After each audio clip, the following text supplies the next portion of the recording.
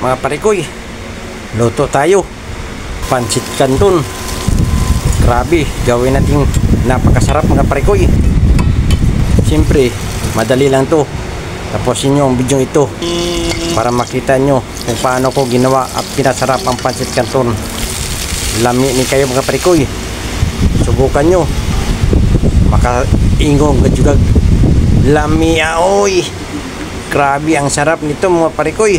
Kaya ano pa natin nyo, tara magluto na rin kayo para matikman nyo ang napakasarap na iniba kong putahe, ang pancit canton na may gulay. At kung matikman nyo to, makasabi ka, grabe, lami ay parikoy oy.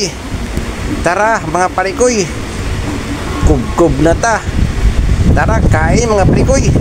Grabe ang sarap talaga nito, pancit canton na may gulay. Lamia kayo oy. Tara kain mga parikoy. Ano pa natin nyo, handa nyo na ang bahaw. Akin naman ang ulam na pinaka masarap at pinasarap kong pancit canton na nilagyan ko ng gulay.